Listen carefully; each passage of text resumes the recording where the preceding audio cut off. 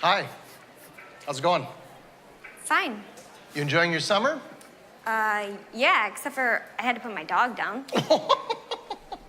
Oh, that is hilarious. What is so funny about putting my dog down?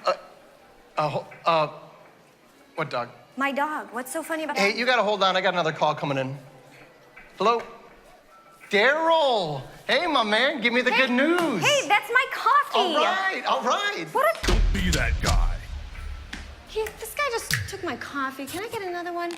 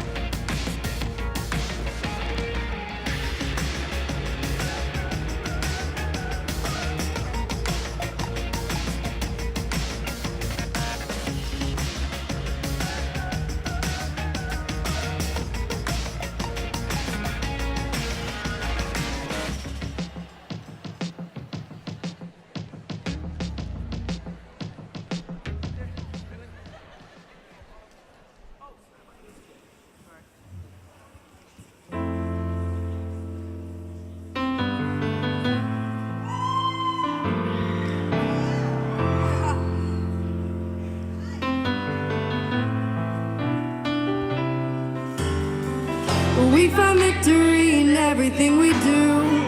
We find victory in everything we do. We find victory in everything we do, 'cause I am free. You cannot touch me. You cannot touch me. I praise that sent it. I'm made in His image. Yeah. Picture perfect shot, you gon' miss independent. Now we unify His name. Peace and grace the same flows overseas. You cannot touch. You cannot touch. I praise that sent it. Yeah. I'm made in His image. Picture perfect shot, you gon' miss independent. Now we unify His name. Peace and grace the same flows overseas. 'Cause when you lay in this kingdom, brings life to the wicked. Yeah. I challenge the darkness, sit in them. Yeah. You can live in the shadows, but just know if I get close, I can see through your tinted windows. Commit to the spirit, He carried my insecure feelings. You cannot touch. My faith is untouchable, love unconditional. Muscle one bear on my life. It's one that took Christ like I'm living the parable. Tell them you cannot touch us. Oh. We find victory in everything we do. We find victory in everything we do. We find victory in everything we do, 'cause I am free. We find victory in everything we do. We find victory in everything we do. We find victory in everything we do, 'cause I am free.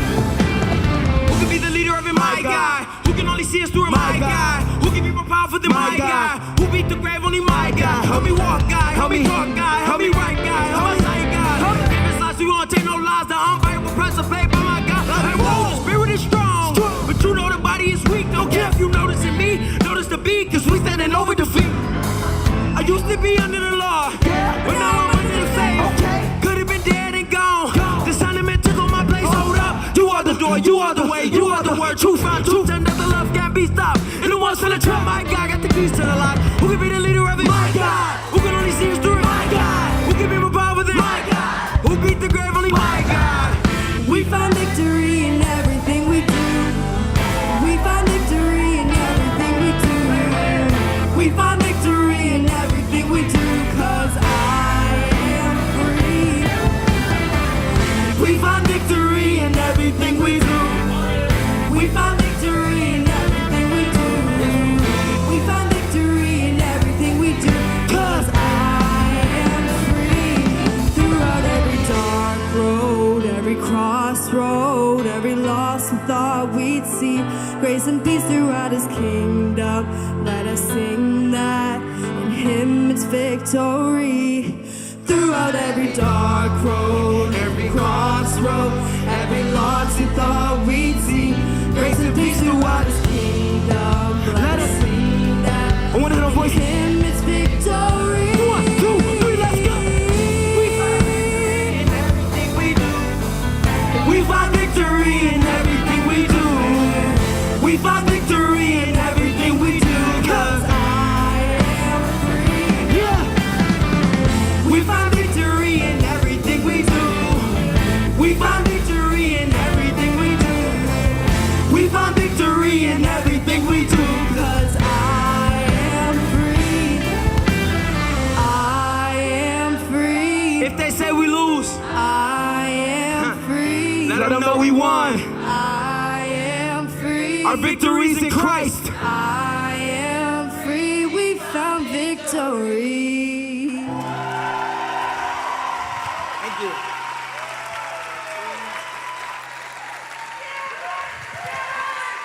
Come on, give it up for them one more time.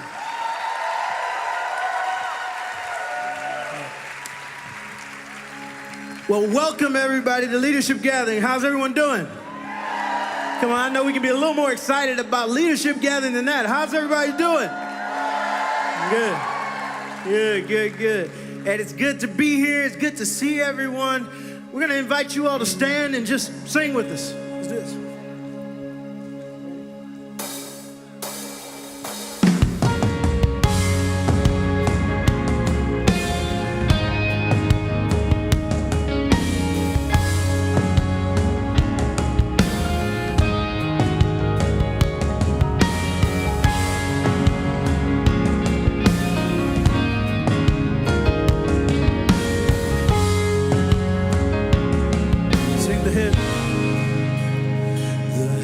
That once was crowned with thorns is crowned with glory now.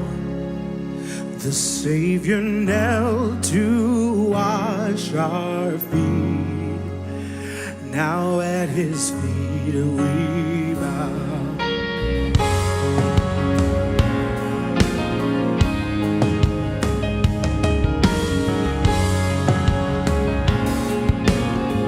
The one who wore our sin and shame, now robed in majesty. The radiance of perfect love now shines for all to see. Come on, every voice, sing your name. 'Cause your name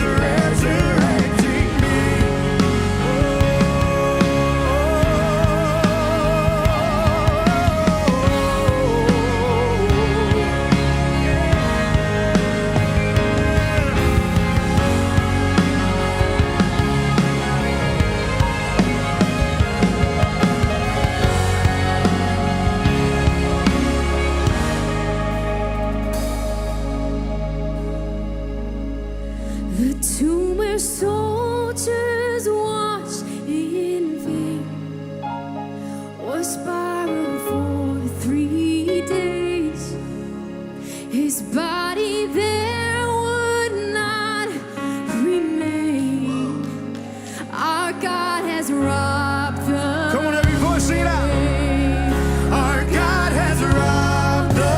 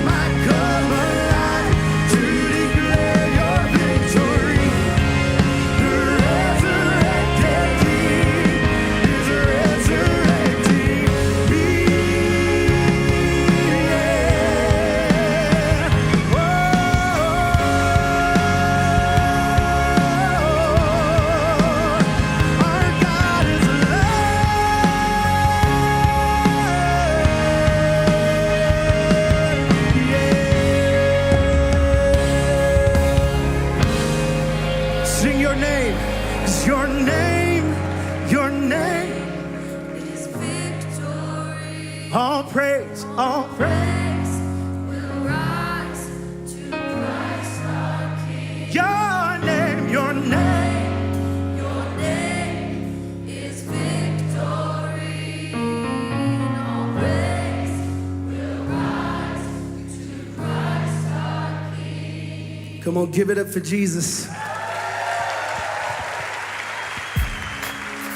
right, y'all ready to have some fun? Let's have some fun right here. Ready? Put your hands together for this one. Ready?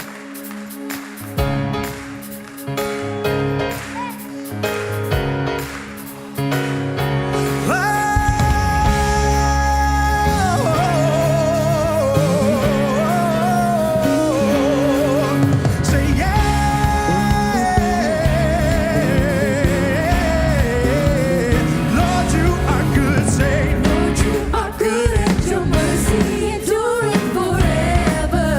Sing, Lord, you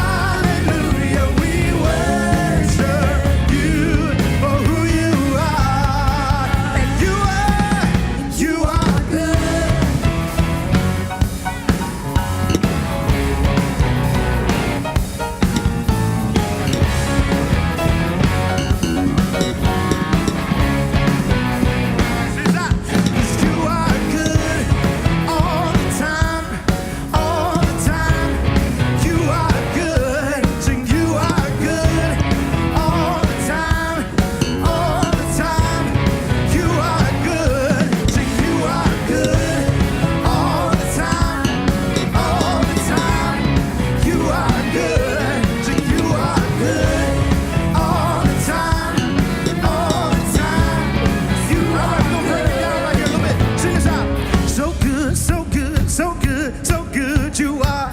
So good, so good, so good, so good you are. So good, so good, so good, so good you are. So good, so good, so good, so good you are. So good, so good, so good, so good you are. So good, so good, so good you are. So good, so good, so good you are. So good, so good, so So good good. you are. So good, so good, so good, so good you are. So good, so good, so good, so I good. can hear y'all. See that? So good, so good, so good, so good you are. So good, so good, so good. One more time, say so good, so good, so good, so good you are. So good, so good, so good, so good you are. So good, so good, so good, so good you are. So good, so good, so Sing good. people from every nation, people from every nation, from generation. Generation to generation. We worship you. Hallelujah. Whoa. We worship you for who you are. Yeah. Worship you. Hallelujah. Hallelujah. We worship you for who you are. For who you are. For who you are. For who you are. For who you are. And you are good. Yeah.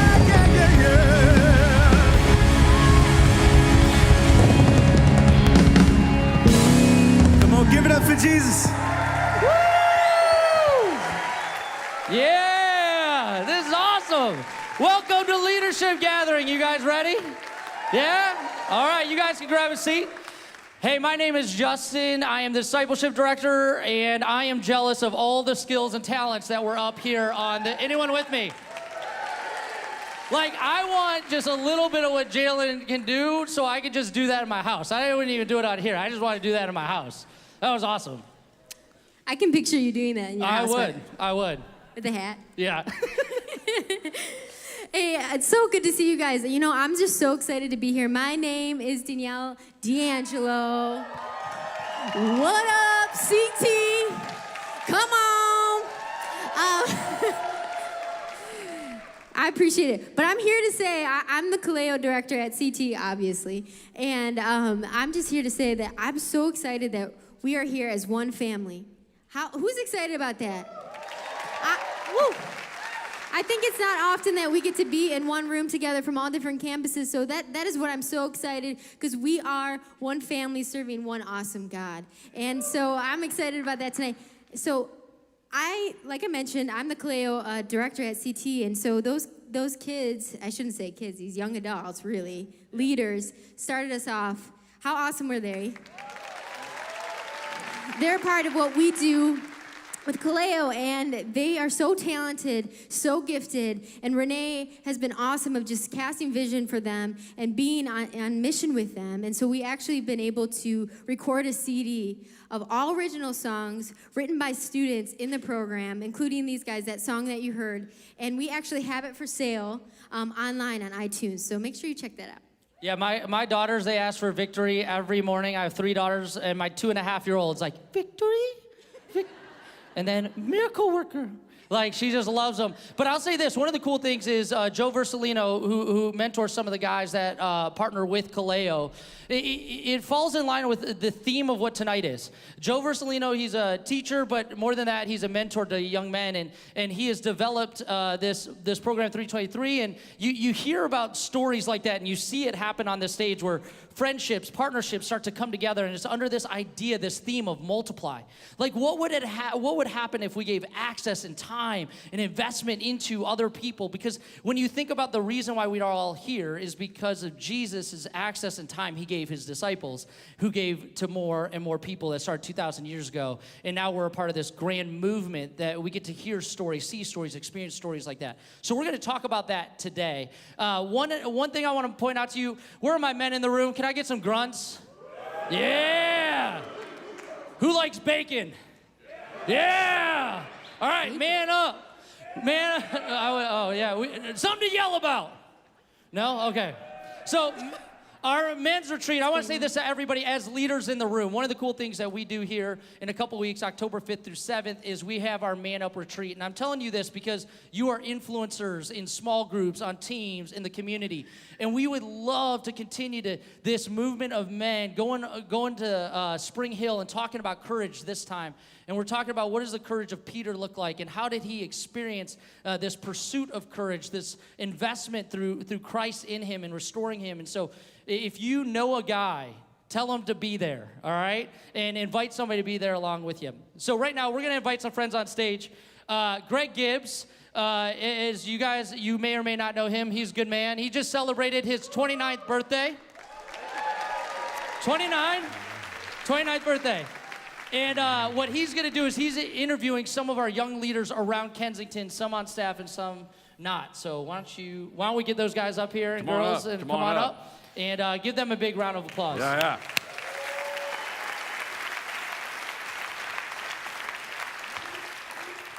I just have to say, while they're coming up here, that music is so awesome. But I have to say that some discipleship is needed for some of my white brothers and sisters. Because if I see you one more time standing there blank-faced up at Jalen when he's doing so good, so good, so good, and you're standing there like this, we're gonna have to have some sort of lessons or something. I know we have non-white brothers and sisters in the room, so that's not what I'm supposed to be talking about, but teach them, Greg. I just had to say it. All right, okay. Hey, one of the things we're doing tonight is this whole idea of the bucket brigade of faith, right? People that have passed things on to you, you pass to others. And that's really how Jesus started it. We wanted to encourage you in really two things tonight. And I'm going to let these guys do most of the talking.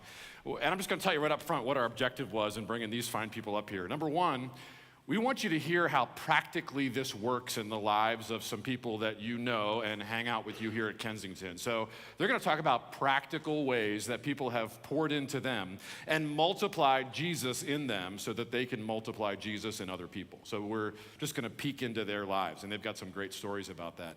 But here's the other thing I want you to see up here. As you're seeing these young men and women up here, I also want you to know, yeah, Jesus was a feminist. Look that up. All right. No, seriously. Anyway. I appreciate the shout out. I just want you to see the next crop of leaders, but I want you to know too that those of us who are aging a little bit and have some gray hair have a role in all of this. And you're going to hear that from these guys, and you're going to hear it throughout the night, that Jesus put our church family together so all of us are involved in this process of multiplication and discipleship. And well, do you hear some of the things that are coming up next? It's so awesome. But I want to introduce you to my friends. Drew Daniels right here, who's involved in a bunch of stuff. If so many people cheered, I bet they know who you are. So 1829, and he's been leading around Kensington for a long time, does some speaking on the weekends, etc. Laura Korn. Is involved in leading here at Kensington, primarily through our Global Partners Office and leads trips, and she's spoken at Smash and has a lot of things going on in her life and ministry. And then Fadi Kamal, who a lot of you know him. Fadi's a local business person, and what do you hear his story about him and Jillian, his wife, and kind of what they do in this region. And then H. Cabral, many of you know H too. He works in the marketplace and also helps lead our Brazilian Christian church. It's right here on this campus. And so, yeah. All right. So let's just talk about this. So the first wave of questions is, how did it happen in your life? Who were the people that kind of poured into you? So when we're thinking about this topic tonight of multiplying, people pouring into you so that you can pour into others, just tell us about what happened in your life. Like, what were the circumstances, and maybe who was it who poured into you that you can remember and really marked your life? Yeah, for me, it actually started when I was in high school. I was 14 years old. I had an amazing youth pastor who just came to one of my hockey games, and he spent time and invested in me. And one thing I love what you said is like the people, because it's not usually just one person. It's a lot of times many different people who influence us. And so even like here at Kensington, the guy who was just on stage, Justin Warrens, he has sat with me in the middle of my emotional meltdowns and breakdowns. And he has constantly sharpened me and told me how to even navigate ministry, which has allowed me to have influence and impact because someone is actually able to spend time with me so that I can actually have influence on other people. So a lot of it was about time. Yeah, His yes. willingness to sit in it with you. Yeah, and also I would even add too to that, like encouragement. Like one of the people who who is so busy, and maybe you've heard of this guy, Steve Andrews. Anybody? Mm-hmm. Okay, so he's a guy who his encouragement was just so specific, and I mean it just painted a bright future for my life. And I just remember sitting with him a few times. He'd always send me emails of encouragement when he was spending a lot of time with Troy campus, and he'd be like, "As long as you're here in Kensington Church, you're just a bright spot and a blessing to be here." I was like, Stevie, thank you. But it meant the world. Yeah, that's good. That's good. Laura, tell us about something else. It's good, man. That's good. I'm working on it. Yeah, it's good. I also work on staff here, so I have a lot of access to different leaders who have mentored me just along the way, which has been such a blessing. But the one that comes to mind specifically was actually my small group leader in high school when I first accepted Christ.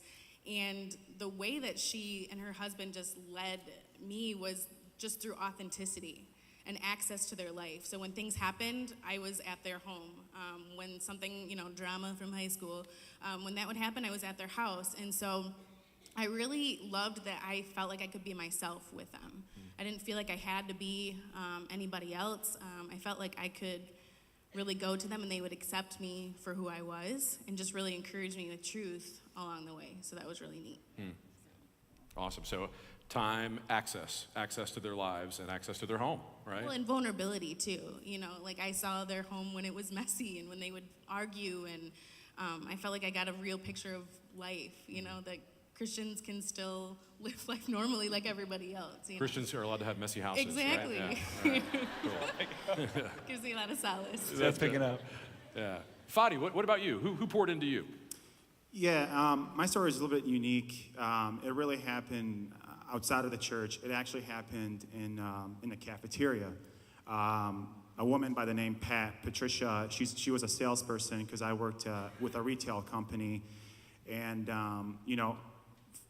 God called me out right in my cube at the workplace. And week after week, I'd be sitting in the cafeteria reading my Bible. And with a divine intervention, me and Pat became really good friends. She mentored me day by day, Monday through Friday. She really poured into me, here's a stranger, I don't know anyone, it's the work. She's like, Fadi, you're here for a specific reason. And this was very new to my faith. I renewed my faith started renewing in 2014, early 15. And she just told me, you're called here for a specific reason. So she would pour into me another man by name Tom, who was a part-time pastor, full-time salesperson as well. And from there, she encouraged me, and we birthed what today is called Chosen Messenger, which is how can we get the gospel to the cubes in corporate America. I was like, Pat, we'll start when we have 3 people. She went and she brought in 17 emails, and then next thing I know, a year later, it's like 70 coworkers, the VP, and today is, so I'm in a new workplace now, and the strategy has changed significantly. Greg, you mentioned a little bit about my wife, Jillian. Her and I actually now bringing in people from the cubes into our house, our couches, and we're just leading that way. So great. Well, I think last night. Go ahead. Last night it was our second Alpha group. So we started an Alpha group for my coworkers. Me and my wife lead it. There's about 10 to 11 people that we meet every other Wednesday, and so please pray for that. Last night was very interesting. So great. Yeah. So great. Well, I think what's cool about this is you're hearing this happen inside the context of the church and then also outside. And no doubt a majority of the people that are in the room right now, Fadi, are not working in a church building every day, right? So you two guys, H, are out trying to figure out how do I take what has been given to me and have that express itself in the marketplace or an industry or an education or whatever. So H, kind of jump into that. Like, who poured into you? Where did you get... I have a suspicion I know, but I'd love to hear you say it. So who poured into you? How do you have what you have in Christ? Wow. I think Laura's winning, by the way, right? Most cheers so far. I didn't know I was dealing with celebrities. It's really slowing things down. There's so many hoots and cheers. And all the laughs. I'm going to echo what Drew said. For me, it's always been a community of people. And maybe it's because I can't focus. You know, God's always surrounding me with like a large group of people to try to teach me like one lesson. It's been that way, like everywhere I look. It's been like that in my family. My parents have always been a team. Yeah. And when it wasn't them, it was my brother or an uncle or an aunt. Like there's just an endless number of people in my family. Like half of them are pastors, so we can like almost never meet. They're always busy. But all of them had like a moment in their life where they influenced me. And it's been like that in volunteering at church. And I think the most practical example that I can think of is actually something that happened about 10 years ago. I had a buddy, his name was Doug Korenik, and he was a dance teacher and a break dancer. And he was constantly inviting me, like, hey, come over, I think you'd love this. You know, I love hip hop, you like drums, you probably have rhythm. I'm like, maybe, probably not. I'm a guy, I don't dance, I'm not gonna do it, no. And I eventually gave in. He actually taught here. So it was in the dance room here on the 3rd floor.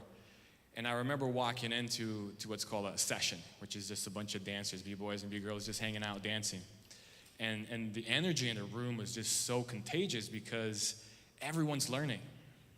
Everyone's like teaching each other. These practices happen in circles. So I finally got the courage to get up and ask, teach me something. And I just learned to like take a step to the left and to the right, I did it wrong, that's embarrassing.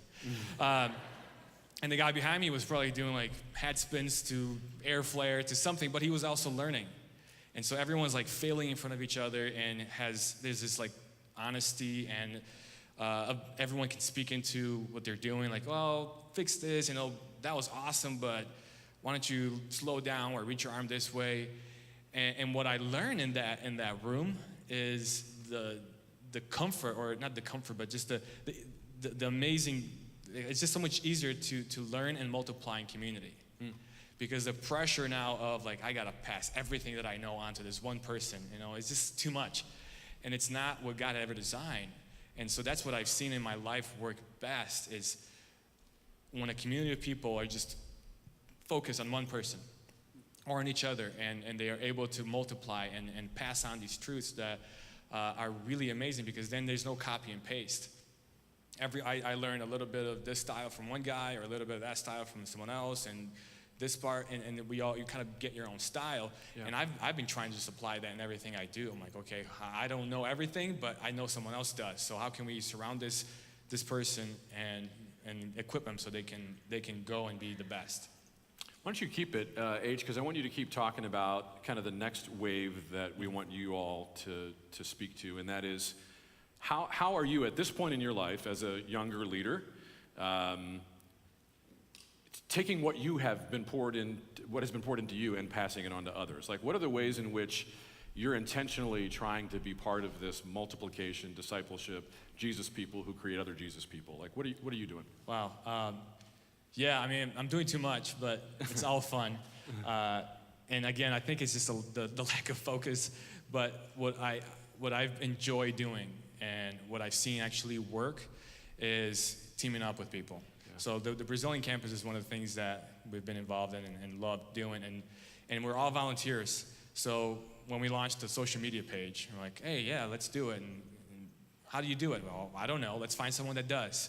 And kind of connecting each other to the people at Kensington that know how to do it, or people like Fadi, who invited us to do international worship. Like, hey, let's go do it with him. And so it's Brazilian church. At work, I'm similar fashion. Someone comes to me with a spiritual question. I may know the answer. I may be able to spend time with them, or I may just be able to invite them into my house and expose them to my wife, who has a different walk with God, and they may be able to learn something else about Christ from her. So that's always been the number one thing that I've learned, is who can be next to me so that we can multiply not just ourselves, but Christ. And that's been the greatest joy. So great. Yeah. So Fadi, you mentioned this a little bit already, but you and Jillian are including people into your world, right? Sounds like they're in your home, you're praying for them in the workplace. So just answer that question. How are you trying to pour what's been poured into you out into others? Yeah, the number one, for me, to, go out there and really talk to anyone. And the 3 words that God gave me way back almost 3 years ago was love, serve, share. And that's kind of how you kind of wrap your arms around anyone that's kind of away from the church, because at the workplace, everything's expected except for God. So it's like, you know, and that's credit to Justin, because he's one of the other men that poured into me. But he, you know, so for me is to share the gospel with them in a way. It's like, hey, here's our devotionals. Would you be interested? And then once I know that they accepted that, I know they're, you know, they're open to receiving the word of God. And then through the last 15 months, it's been relationship. It's been eating with them, going to their houses, getting to know their families. And then now, you know, something we've been praying for a long time is how do we bring them into the house and have a small group. And so about a month or so ago, God really opened that opportunity, and we said, hey, come to our house. First we had dinner, we all hung around, and then you know, a few weeks later, we said, we're going to start doing this group. Would you be interested? No pressure. And they were all up for it. And now, you know, they're coming to the house. We're having a safe space to talk, to share your doubts, your fears, whether you believe or you don't, and just kind of letting everyone kind of just speak their mind. Fantastic. Laura, how about you? Or you and Josh, or Yeah, however you want to answer I think that? as a family, we really try to intentionally bring people into our home and go into others' homes. Food is usually involved, which is really important. But I try to have the mindset with whoever I'm spending time with, that if I were meeting with someone, how would I want them to how would I want them to treat me? How would I want to be treated, or how would the environment be that would make me feel safe? When we have people over at our house, I mean, it's crazy. We have 2 young kids, and so they're loud and, you know, sometimes wrestle and fight each other physically in front of you, and we're like, well, it is what it is. But we try to just create a space of real and honesty. And so the people that I'm spending life with, or even pouring into, or, you know, or mentoring, I'm trying to give them a real picture of what it looks like, and try and just share what God's doing in my life so that I can share it with them. But for me, vulnerability and just authentic self, I feel like brings out something different in other people, where they feel like they can be real with you, you know? So trying to invite people into our home, regardless of what it looks like or what's going on in the home, is something that we try and do as often as we can. So. That's great. What about you, pal? Yeah, so I work with our young adults ministry, 1829, and something I've really noticed in this generation is a lot of young adults feel relationally homeless, or spiritually kind of homeless. And so one of our kind of hopes is to create that landing pad, and we've seen over even 200 people, young adults, come on our Thursday nights. It's just been amazing. But one of those guys, his name's Enoch Lau, who started attending because his sister started attending Kensington. And this guy, him and I, we had a little bit of an affinity, and so I decided to get coffee with him. He had a lot of stuff going on in his life, and so we hung out in that lobby on an average Wednesday, and we had a conversation about faith. And it was just one of those moments, because one of my hearts is just giving people the gospel, giving people the message of Jesus, because I believe that sometimes Jesus can do things in our lives that my advice can't do. And so I was just like, hey, can I just share with you the gospel? And I presented it to him. And it was kind of this moment of like inviting him, like, I would love to just pray with you. And through that, Enoch gives his life to Christ, and he goes to midweek that night and worships. Yeah, he just goes for it. And then this guy, he literally is like one of the most invitational people. Are you pointing over here because he's yes, here? Yes, he's over there. I see him. Where? Yeah, my man right there. Where's okay. he at? It's my dog. So he's like one of the most invitational guys that I know, who's like bringing all of his friends from high school who are here in the summertime, and he's the guy who's the most inclusive, inviting, and loving person on our Thursday nights. Like, he brought me people last night too. I'm like, where'd you get these people? Like, oh, I was just talking to brand new people. Like, he's in our lobby like handing out cards. I'm like, bro, she's 12. She can't come. He's like, I just want people to know. So it's like, it's kind of cool, because we've seen so much of that, where people, when they finally belong and they feel accepted, or when people actually understand the love that God has for them, all of a sudden they get transformed, and then they get mobilized, right? I love it. Well, I feel like it's something inspiring about how you live your life, right? Like, there's something attractional about people saying, like, how you live your life. There's something in you that's different. There's something about you that's different, and like, especially with you, he was drawn to who you are as a leader, and because of that, he's replicating what you're doing. Yeah. You know, the passion that you have. Yeah. Fine. There we go. Well, obviously this is just a snapshot, but I wanted you to see this for those reasons I said. Number one, super practical, right? All 4 of these young leaders are intentional with their time. They're making sacrifices, right? You could just go home from work and not invite people to your home or not pray for people or invite them into the messiness of your life, but you're doing that. You've seen that modeled in people that were before you that showed you how to do that, and now you're trying to replicate that in your lives. I wanted you to see it too, because this is not just the future of a movement like Kensington, but it's the now. These are not people that are going to lead someday at Kensington. They're leading right now. And yet at the same time, this kind of bucket brigade of the faith is also a similar thing with leadership, that those of us who are getting up in years are trying to pour everything we can into not just loving and endorsing them, but also giving them what they need in terms of mentorship. And you may be playing one role or the other or both.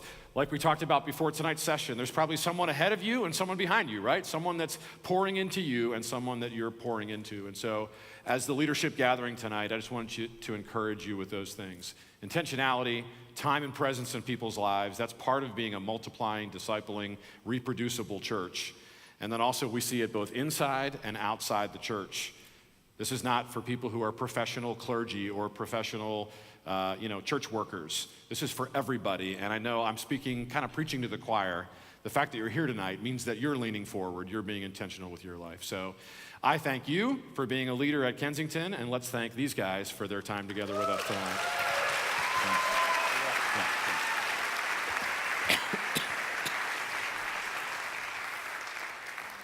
Well, next, we have a very special opportunity. A guy who is a friend of ours. He's been here before.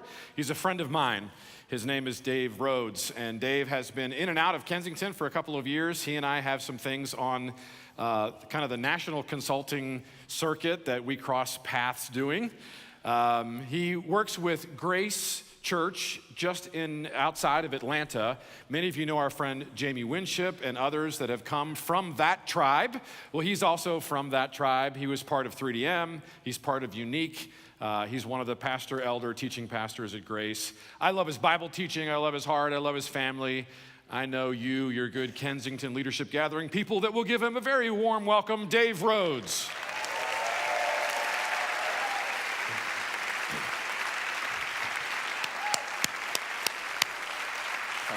Thanks, buddy. We're going to appreciate it. Yep. Well, good evening, church. It is great to be here with you. I do come from Atlanta, and I come with incredible respect for what God has done through this church for so many years and your continued innovation to reach so many others for the kingdom of God with the gospel of Jesus Christ. And I also have incredible admiration for your leaders. Seldom have I been in a room with your leaders like Steve and Mark and Dave and Greg, where I've seen such genuine, authentic followership of Jesus that is questioning norms and saying, how can we do it better? And so I just want you to know it's a great honor and privilege to be here with you tonight and to add maybe my small voice to the bigger conversation that God is doing here. Faith is hearing the voice of God and trusting the heart of God enough to act on what you've heard. You can't multiply without faith. Father, thank you so much for who you are. Thank you for your goodness. Thank you for your love. Thank you for the way that you work in our lives. I pray tonight, God, that you will grab hold of our imagination, that you will stir our emotions, that you will set us free. In your name, amen.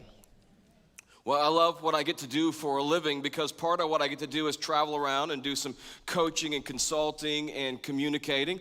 And part of what I get to do is speak to all kinds of different ages. And one of my favorite things that I get to do every once in a while, I can do it less than I used to, but every once in a while I get a chance to go to kids camp and to speak to kids. It's the best theological exercise that I do all year. I love trying to break the gospel down for kids, but I love kids when they come to camp because when kids come to camp, they think they're going to Disney World. They're in the bus, they're not playing the cool game. They are just happy to be at camp, away from mom and dad for a little bit, and it's just an exciting time for them. But the truth is, at kids camp, it's not really about the worship. Really, at kids camp, it's about one thing. It's a little thing called the swimming pool. Because the swimming pool is the place where heroes and legends are made. The swimming pool is the place where dreams are won and lost.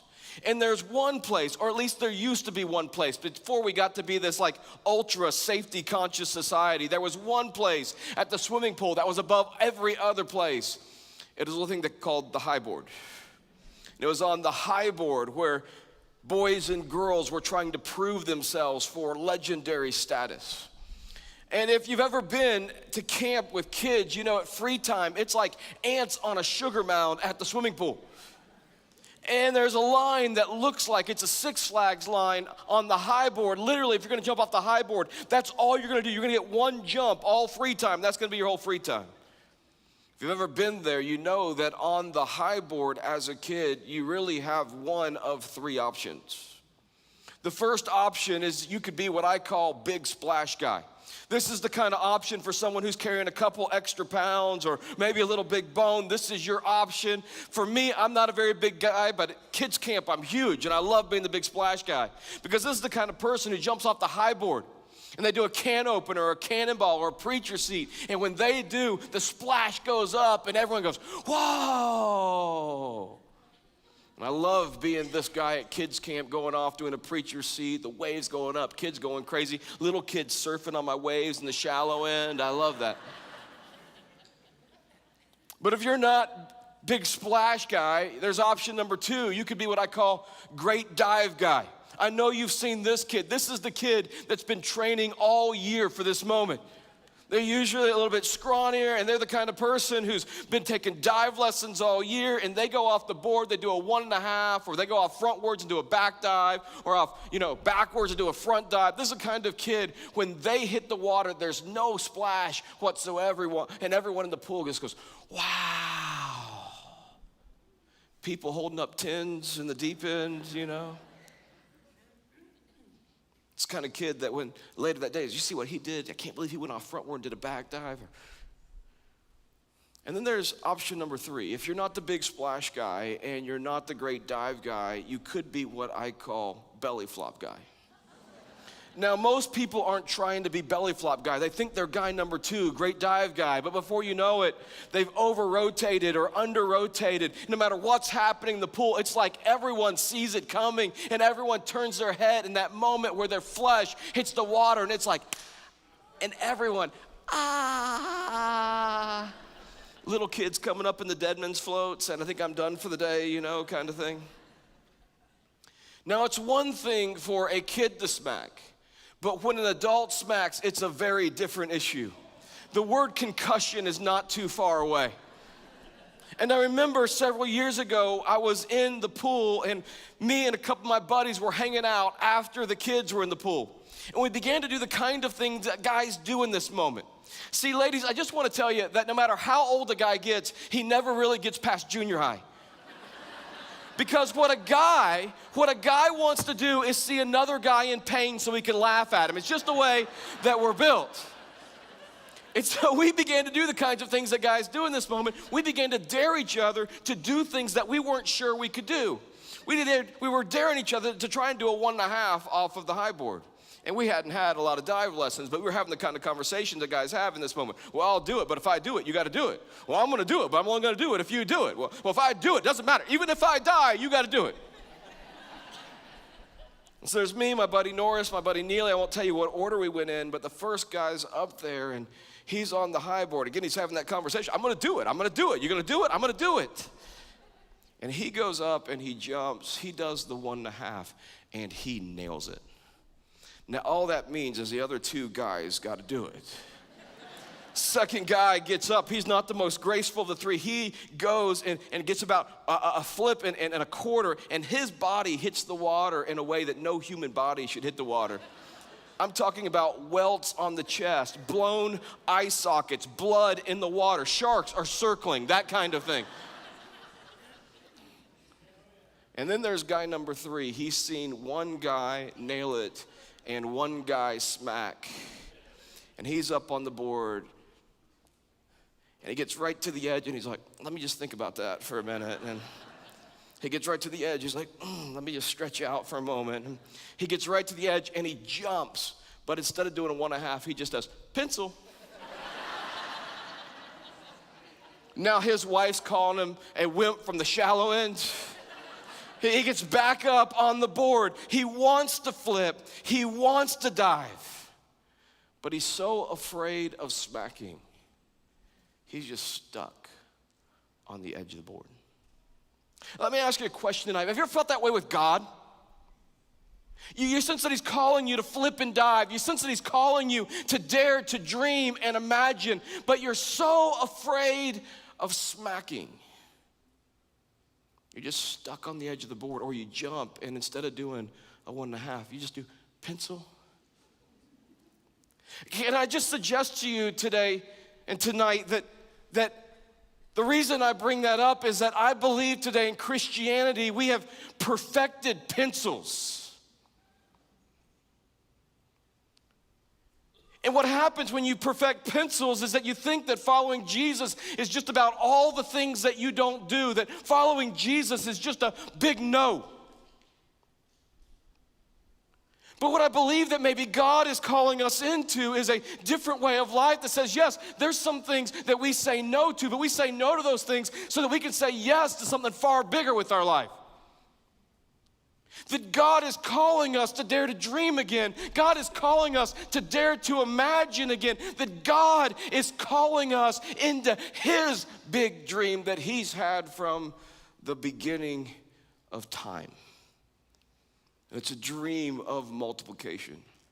If you have your Bibles tonight, we're in Genesis chapter 1. I want you to hear this from God himself. I'll read it and then I'll continue to make some thoughts on it.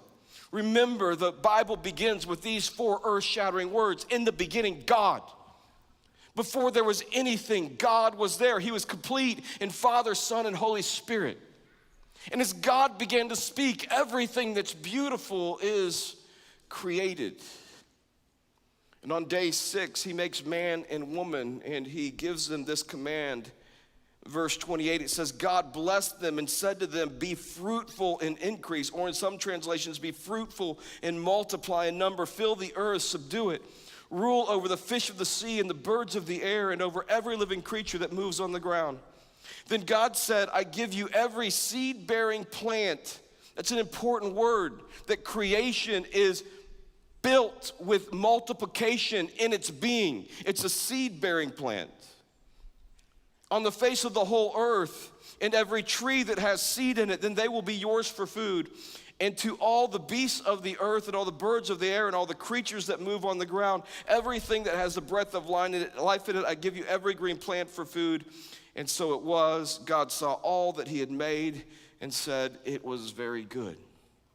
That's from the very beginning of time that God's dream when he makes man and woman is for multiplication. That when God made the planet, it's for multiplication. It's in the fruit, it's in the trees, it's in human beings. And that God's big dream from Genesis chapter 1 and 2 is that God said, I want you to rule and subdue the earth. And the way that you're gonna do that is you're gonna create a family that is gonna represent me and carry my heart to every corner of the globe. It's a dream that God doesn't give up on after the fall. Genesis chapter 9. After the flood, where every inclination on man's heart has been evil. Genesis chapter 9, verse 1. God comes to Noah when he just gets off the ark and says, Noah, you need to know I haven't given up on my big dream. Increase and multiply. It's a dream that God gives to Abraham in Genesis chapter 12 when he says, follow me, Abram, step out in faith, and as you do, I'll make your descendants as numerous as the stars in the sky or sand in the seashore. It's the words that come to Israel in Jeremiah chapter 9, 1 through 11. In the midst of exile, God says, increase in number, even in Babylon. And it's these kind of words that stand behind Jesus' words in Matthew chapter 28 when he looks at his disciples and says, go into every nation and make disciples. It's the dream from the heart of God. And yet the truth is, all throughout the Bible, Israel has difficulty taking God up on his dream. Instead of jumping with God in faith, they just decide to do pencils. Have you ever had the feeling that something wasn't quite right? You know that kind of moment where you think what's on the counter is chocolate chip cookies and you're really hungry for a chocolate chip cookie and you go pick it up, take a bite of it, only to find out it's oatmeal raisin, something just not right? Or that moment you're in the salad bar and you think that it's dill pickles and you go to take a dill pickle and all of a sudden it's a sweet pickle. You're like, who eats sweet pickles? Or if you're a Cleveland Browns fan, this is the way you feel every Sunday, that something's not quite right. I know, they won last night. I know. Big round of applause for the Cleveland Browns, one win in 623 days. It's okay. And I think this is the way that we feel sometimes. We feel this call to multiplication, but there's this sense that we don't see a lot of it. I want to give you a framework for that tonight that I just want to talk through just a little bit. It's a framework that comes from some of my friends at Exponential. Had the opportunity to be part of a think tank of a group of leaders from around the country. We began to take stock of the way that churches are functioning in the West and what would it look like for us to be churches that multiply. And as the folks from Exponential began to think about that, they really divided churches across the country into 3 big levels, 5 levels of church, 3 major levels, and 2 transitionary levels. And the first level is the level they called subtraction. The third level is one they called addition, and the 5th level is one they called multiplication. In between subtraction and addition, they called surviving. Or if you're going from addition to subtraction, it's plateauing. And then between addition and multiplication, it's reproducing. As I began to take stock of churches around the U.S., here's the reality that we find ourselves in today. 80% of churches in America are level 1 churches. They're under 100 people and in decline. Of the remaining 20%, 16% of that 20% is level 3 church. They're growing, but they're growing by addition. In other words, it's all about bringing people to them, but never really reproducing anything. Of the remaining 4%, 3.96% of that 4% is in level 4, reproducing. And when they were really talking about this in regard to multiplication, they said, it's not that there aren't any level 5 churches, it's just that we can't find one. Since then, they've discovered a couple different movements that are stepping into this, but it's 0.04%. Part of the language coming out of these churches, and we can just think about this, but this isn't just for churches, it's for groups. You can think about it in your ministry, in your group, same kind of dynamics take place. That the language coming out of a level 1 church is one that says, please stay. Everyone else is leaving, don't you leave too, please stay. That the language coming out of a level 3 church is please come. God's doing some amazing things. Come and join us here. We want you to be part of what God is doing. But the language coming out of a level 5 church is one that says, please go. Please go. That we want to multiply what God is doing in this place. We want to reproduce and multiply in every nook and cranny of society. And the problem with this diagram, as they began to lay it out and they began to look at churches, and by the way, it's for groups, and even in our own mindset as leaders, what they found is that in the world that we live in the West, there's like a magnet at level 3. That there's almost like a magnetic draw from level 1 to level 3, where people that are in subtraction long to get into an addition kind of game. They want to win. It's the journey to success, so to speak. And you can put lots of mega churches around the world. I'm a pastor of a mega church in Atlanta, Georgia. We have 7 different locations around the country, and this is the world that we have been in for a long time. This world of addition. But several years ago, we said we don't want to just be a mega church. We want to be a multiplying church. We want to begin to make this journey toward multiplication. And we began to try and move from 3 to 5. But what we found is that magnet, even as we reproduce and multiply, that there's this tendency to go backward to level 3. I can hear that any given Sunday in our parking lot because we were 3,500 people in one location. We began to multiply. We're now 7 locations, about 6,000 people in our church. And the church that kind of multiplied it runs about 2,500 people now because it sent thousands of people out to lots of different places. And on any given Sunday, I can hear this conversation in our lobby where someone's saying, there used to be a day when you couldn't find a parking lot on this campus. There used to be. Now the movement has grown. The movement has more than doubled. But there's this tendency. This is the tendency of Israel. They come out of Egypt as a level 1 kind of slavery nation. They get into the wilderness.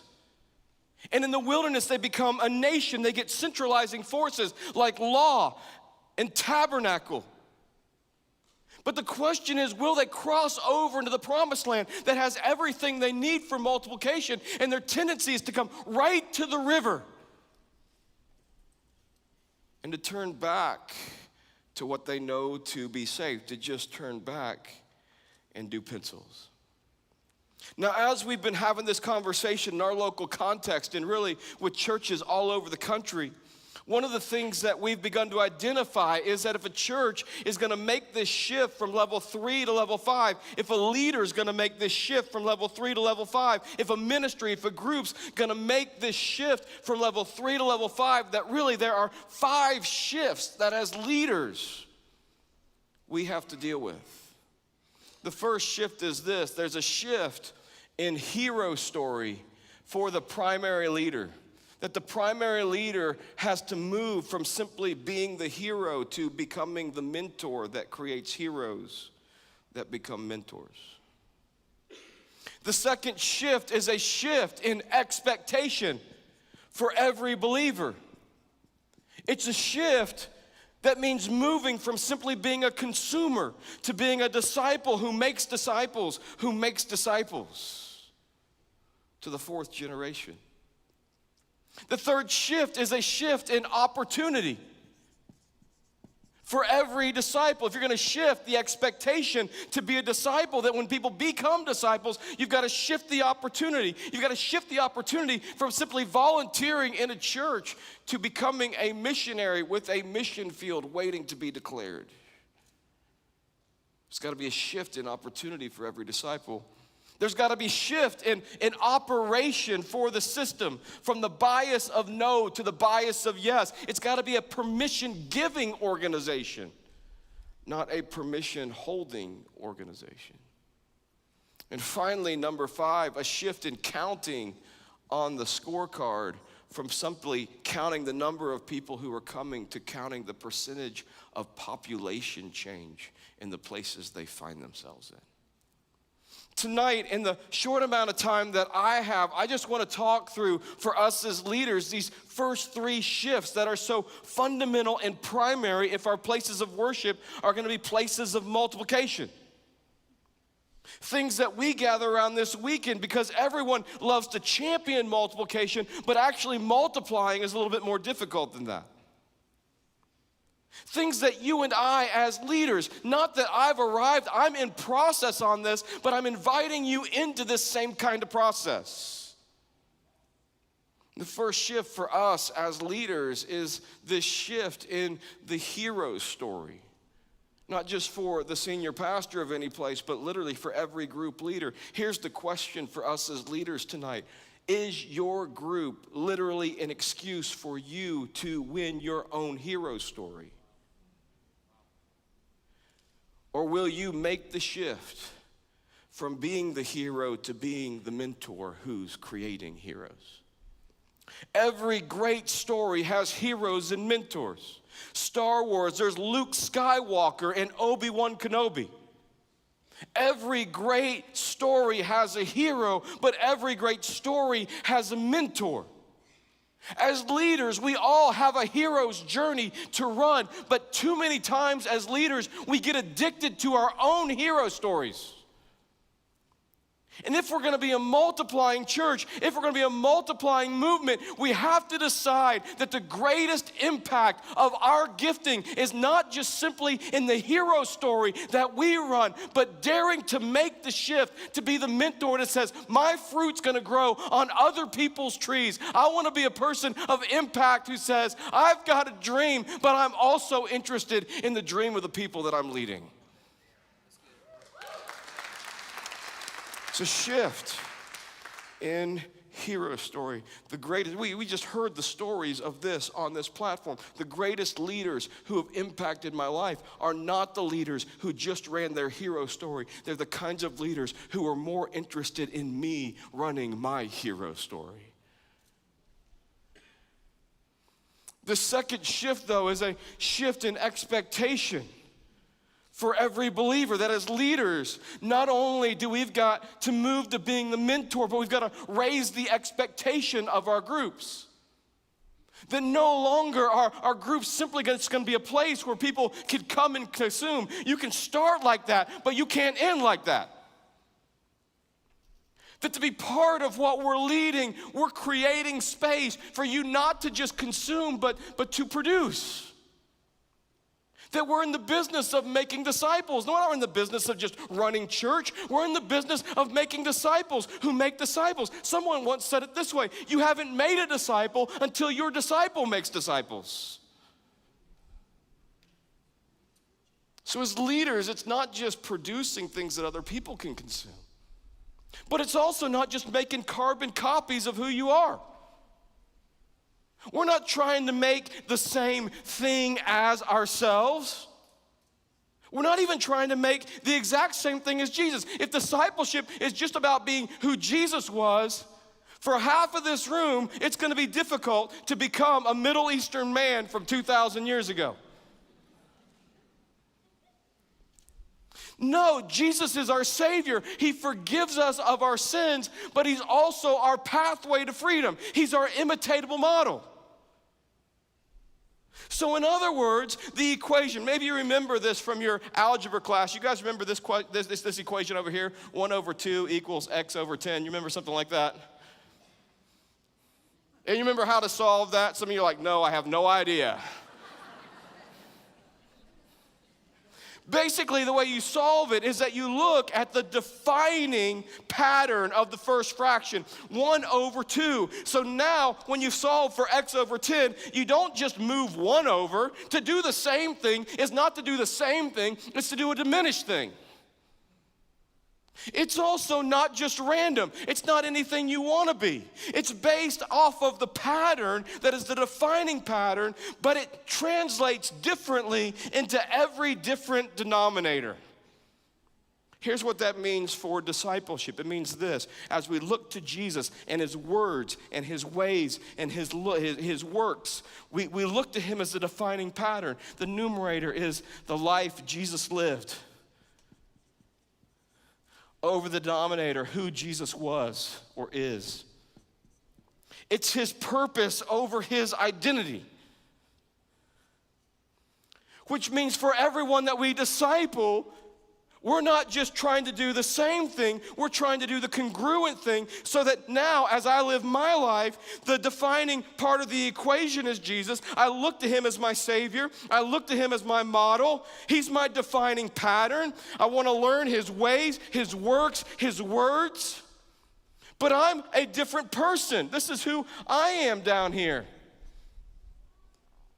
Which means solving for X with my purpose means that I've got to take not just the life of Jesus seriously, but I got to take myself seriously, so that when we disciple our people, we're growing them in God awareness, but we're also growing them in self-awareness. And every person in this room has a different denominator, which means that as you begin to be discipled in Jesus, what begins to happen is that you become more and more of yourself. See, maybe the question when you get to heaven is not going to be, Dave, or when I get to heaven, is not going to be, Dave, why were you not more like Jesus? Maybe the question is going to be, Dave, why were you not more like Dave? Not the broken thing that you're acquainted with, but the thing that's been in God's imagination from all time. This is what Dallas Willard is talking about when he says discipleship is not just about becoming who Jesus was. Discipleship is about becoming who Jesus would be if he were you. If he had your limitations, if he was married to your spouse, if he had your strengths and your weaknesses, who would Jesus be? As we lead our groups, we're not carbon copying, photocopying Jesus as disciples. We're not photocopying ourselves. We're saying, no, we're taking each person back to the defining pattern, but we're also taking seriously, who are these people that I get the privilege to lead? And how do I help them discover the life that God destined for them to live? Because it's in this moment that people move from just simply being forgiven to being free. I know this is a primary problem today because I know a lot of people today who know how to live forgiven and very few people who know how to live free. When I talk about freedom, I'm not talking about the ability to do anything you want to do. That's not what freedom is. If that's what freedom is, I know lots of people who are doing anything they want to do and find themselves in incredible captivity. Freedom is not the ability to do anything you want to do. Freedom is the capability of becoming who you were always destined to be. And part of what it looks like to create disciples is to say, we take Jesus seriously. We want to be rooted in Jesus, but we take you seriously. We want to help you become. You want to help you find the life that you're meant to live over who you are. Finally, not just changing this expectation, but changing the opportunity, because when this becomes the equation, then Ephesians 2:10 becomes the calling. Paul re-articulating the gospel to the church at Ephesus says it this way: you are God's workmanship. The Greek word there, poema, you're God's poem. You're God's masterpiece, his highest work of art. And then he says this, created to do good works, which God prepared in advance for you to do. Here's the way that I would interpret that. God's been having a dream about your life from the beginning of time. And part of what the gospel does, it doesn't just forgive me of my sins. It sets me free. It recaptures the God dream. No matter what you've done, what you've been through, no matter what's happened to you, here's what the gospel says. God hasn't given up on his dream. And for everyone who comes into your group, and everyone who comes into your ministry, and everyone who comes into your church, the gospel says this place now as a church is a dream factory. We're not just producing shows for you to watch, but there's a dream factory. God's been having a dream. Even before you became a human being, you were in God's imagination, and God's still imagining, and he hasn't given up on that dream.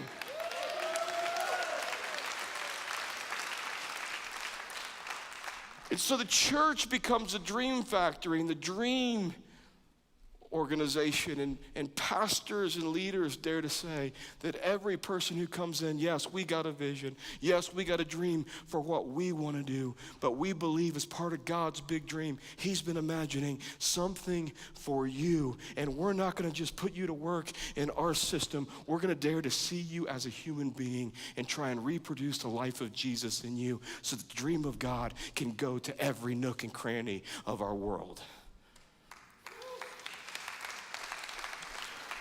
So my question tonight is, does anyone want in on that kind of church? And anyone want in on that kind of movement?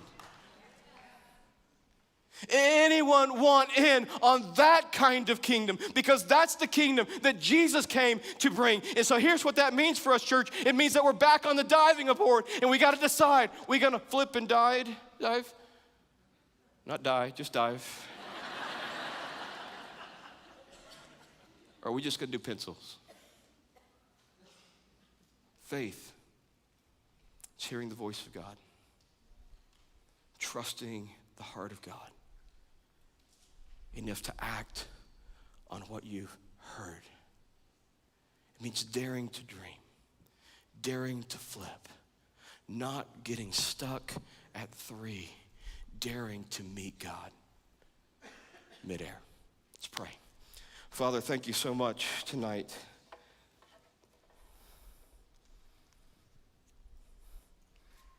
that no matter how bad our fall was, you kept whispering your dream. That no matter how deep our barrenness is, you whisper your dream. No matter how removed our exile is, you whisper your dream. May we be the kind of leaders, may we become the kind of church who never settles for anything less. May this place become a dream factory. May it continue to multiply the dreams that we heard on this stage and well beyond it. Thank you for the rich history of dream making and dream awakening here. May these leaders continue the legacy so that people all across our globe can be set free. We love you, Lord. In your name, amen.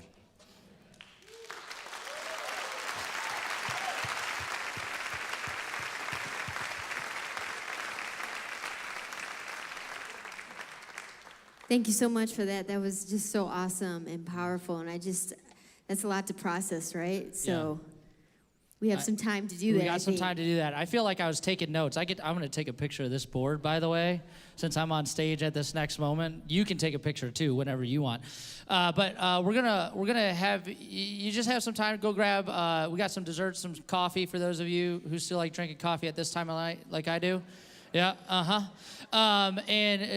Talk with people. I mean, this is like a family moment, and maybe there's something that's stuck in your mind from what Dave talked about that was so powerful, and just share that with a friend that's here. Reconnect with an old friend that you haven't seen for a while because they're at one of those campuses that were sent out.